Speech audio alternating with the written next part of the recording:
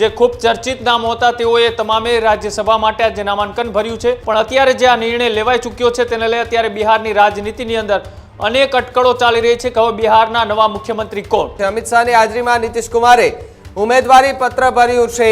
ઉમેદવારી પત્ર ભરતા પહેલા અમિત શાહ સાથે મુલાકાતના ફોટા અત્યારે જોવા મળી રહ્યા છે।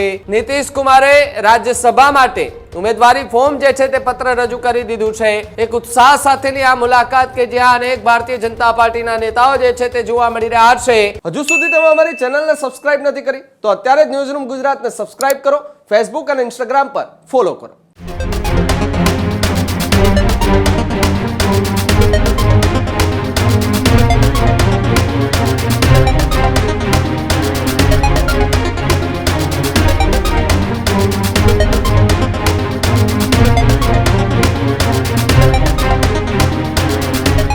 તો આ તરફ સમાચારોમાં આગળ વાત કરીએ। રાજ્યસભા માટે નીતિશ કુમારે ઉમેદવારી નોંધાવી હોવાની વાત મળી રહી છે। નીતિશ કુમારે રાજ્યસભા માટે ઉમેદવારી પત્ર ભર્યું છે તે પ્રકારની વાત મળી રહી છે। અમિત શાહની હાજરીમાં નીતિશ કુમારે ઉમેદવારી પત્ર ભર્યું છે। જે નીતિન નવીન છે તેમણે પણ રાજ્યસભા માટે ઉમેદવારી પત્ર ભર્યો છે। ઉમેદવારી પત્ર ભરતા પહેલા અમિત શાહ સાથે મુલાકાતના ફોટા અત્યારે જોવા મળી રહ્યા છે। નીતિન નવીન અને નીતિશ કુમાર પર અમિત શાહ જે છે તે પણ બોલ્યા છે। નીતિશ કુમાર ફરી રાષ્ટ્રીય રાજનીતિમાં પ્રવેશી રહ્યા છે તેવી વાત અમિત શાહે કરી। નીતિશ કુમારની રાજકીય સફર બેદાગ છે। નીતિશ કુમારે બિહારને જંગલ રાજમાંથી મુક્ત કર્યું છે। બિહારમાં નીતિશનો શાસનકાળ સુવર્ણ અક્ષરે લખાશે। નીતિશ કુમારનો એ કાર્યકાળ ઐતિહાસિક રહ્યો છે તે પ્રકારની વાત અમિત શાહ જે છે તે કરતા જોવા મળી રહ્યા છે। એટલે કે સતત 24 કલાકથી ચર્ચાઓએ જોર પકડ્યું હતું કે બિહારની અંદર કંઈક નવાજૂની થવા જઈ રહી છે।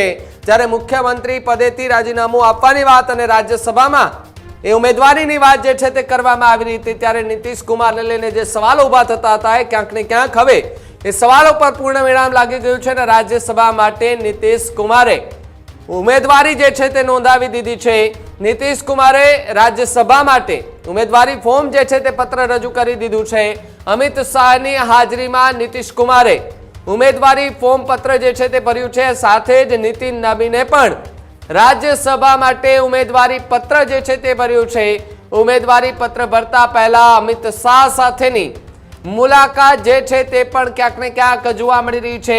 એક ઉત્સાહ સાથેની આ મુલાકાત કે જ્યાં અનેક ભારતીય જનતા પાર્ટીના નેતાઓ જે છે તે જોવા મળી રહ્યા છે અને જે ફોર્મ છે, પત્ર છે ઉમેદવારી તે ત્યાં આપતા દેખાઈ રહ્યા છે। નીતિશ કુમાર પણ આપણે આ ફોટામાં દેખાઈ રહ્યા છે કે જ્યાં મોટી સંખ્યામાં અન્ય લોકો ભારતીય જનતા પાર્ટીના જે નેતાઓ જે છે તે ઉપસ્થિત રહ્યા હતા કે જ્યાં અમિત શાહની હાજરીમાં બંને નેતાઓએ એક સાથે જે છે તે ઉમેદવારી પત્ર ભર્યો હોવાની વાત સામે આવી રહી છે। ત્યારે કૃણાલ મારી સાથે જોડાયા છે। કૃણાલ, આખરે બિહારની રાજનીતિની અંદર જે ચર્ચાઓ થતી હતી તે ક્યાંક ને ક્યાંક પૂર્ણ વિરામ લાગી ગયું છે। રાજ્યસભા માટે નીતિશ કુમારે ઉમેદવારી પત્ર જે છે તે ભરી દીધું છે પણ અમિત શાહની હાજરીમાં। બિલકુલ, ન માત્ર નીતિશ કુમાર પણ જે બિહારની 5 જે રાજ્યસભાની બેઠકો હતી તેને લઈ આજે નામાંકન ભરવામાં આવ્યું। તેમાં સૌથી વધારે ચર્ચા નીતિશ કુમારની થઈ રહી હતી કેમ કે નીતિશ કુમાર છેલ્લા 2 દાયકાઓથી બિહારની અંદર શાસન કરી રહ્યા છે।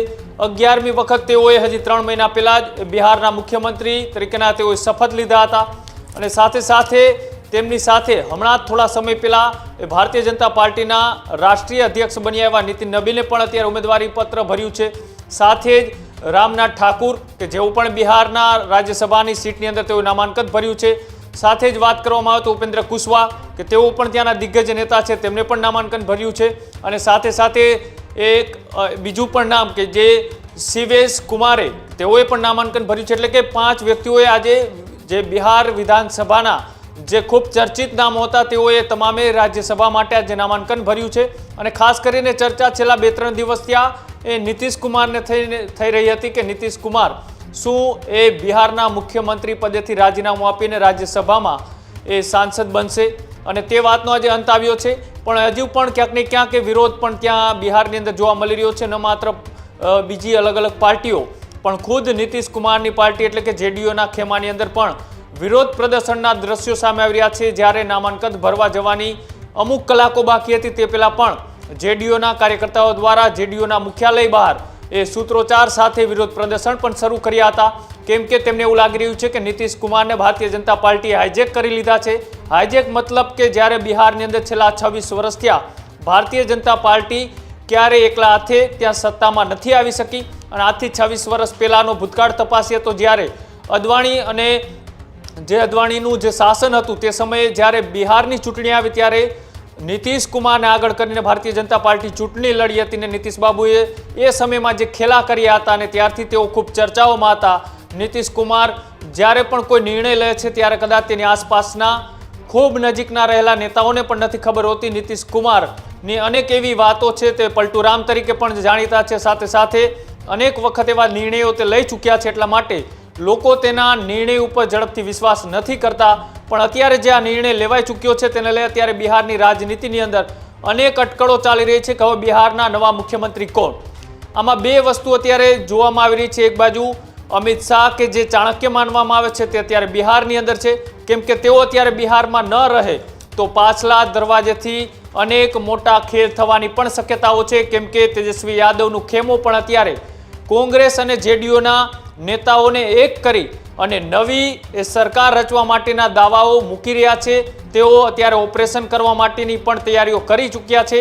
જો કે એવું કાંઈ થઈ શકે તેવી શક્યતાઓ નથી દેખાઈ રહી, પણ તેમ છતાં પણ એ બિહાર છે. બિહારની રાજનીતિમાં જરા પણ હલચલ થાય તો તેની સીધી અસર એ દિલ્હી સુધી પડતી હોય છે અને તેના જ કારણે એ દિગ્ગજ નેતાઓ ભારતીય જનતા પાર્ટીના અમિત શાહ હોય કે પછી ભારતીય જનતા પાર્ટીના રાષ્ટ્રીય અધ્યક્ષ નીતિન નબીન, તમામની નજર અત્યારે બિહાર ઉપર છે. બિહારના નવા મુખ્યમંત્રી કોણ? તો આમાં અત્યારે 3 નામ ખૂબ ચર્ચાઓમાં છે. જો કદાચ ભારતીય જનતા પાર્ટી એ જ આ નિર્ણય લેવા માટે મજબૂર કર્યા હોય નીતિશ કુમારને, તો પછી ભારતીય જનતા પાર્ટીના પક્ષમાંથી જ કોઈ એક વ્યક્તિ એ મુખ્યમંત્રીના ચહેરા તરીકે આગળ આવી શકે છે. અને જે નામ અત્યારે ખૂબ ચર્ચામાં છે એ નામની વાત કરવામાં આવે તો સમ્રાટ ચૌધરી.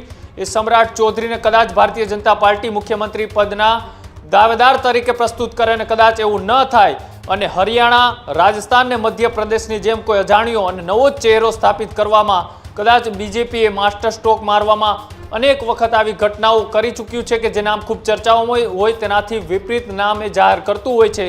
પણ બિહારમાં એ વસ્તુ કદાચ શક્ય નથી. એટલા માટે જો આ ડીલ નક્કી થઈ હોય તો પછી નીતિશ કુમારના પુત્રને કદાચ રાજકીય રીતના સીધી એન્ટ્રી ડેપ્યુટી સીએમ તરીકે થવાની નક્કી માનવામાં આવે છે, કેમ કે જ્યારે એ નીતિશ કુમાર જેઓ 11મી વખત એ મુખ્યમંત્રી બિહારના બન્યા ત્યારે સૌથી વધારે ચર્ચાઓ કોઈની થઈ હોય તો એમના દીકરાની થઈ હતી અને એ માત્ર એ ચર્ચાઓ નહોતી, આ એક અંદર ખાને પ્રોપોગેન્ડા છે ચલાવવામાં આવ્યો હતો. તમને એમ લાગતું હશે કે અચાનક નીતિશ કુમારના દીકરાની કેમ ચર્ચા? તો અનેક ઇન્ફ્લુએન્સરોને પૈસા આપીને પણ તેમને હાઇલાઇટ કરવામાં આવ્યા હતા.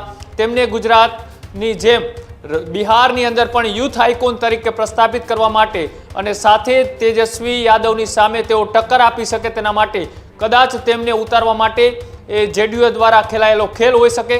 પણ જે રીતની અત્યારે બિહારની રાજનીતિની ચર્ચાઓ કરીએ તો 26 વર્ષ પહેલાં જ્યારે એ ભારતીય જનતા પાર્ટી ભૂલ કરી હતી એ ભૂલ કદાચ હવે બીજી વાર ન કરવા માગે એના કારણે તેઓ એ મુખ્યમંત્રી પદ માટે ભારતીય જનતા પાર્ટી કોઈ ચહેરાને જાહેર કરી શકે છે અને સાથે સાથે 2 ડેપ્યુટી સીએમ પણ એ જાહેર કરે તેવી પૂરી શક્યતાઓ છે. જોવાનું રહેશે કે હવે આગામી દિવસોમાં બિહારના નવા મુખ્યમંત્રી એ કોઈ સુવર્ણ વર્ગમાંથી આવે છે કે પછી જે રીતના વારસાગત ચાલી આવેલી પ્રણાલીને યથાવત રાખવામાં આવે છે. જી જી કુણાલ, ખૂબ ખૂબ આભાર જોડાવા બદલ અને માહિતી બદલ. હજુ સુધી તમે અમારી ચેનલને સબસ્ક્રાઇબ નથી કરી તો અત્યારે જ ન્યૂઝરૂમ ગુજરાતને સબસ્ક્રાઇબ કરો, ફેસબુક અને ઇન્સ્ટાગ્રામ પર ફોલો કરો.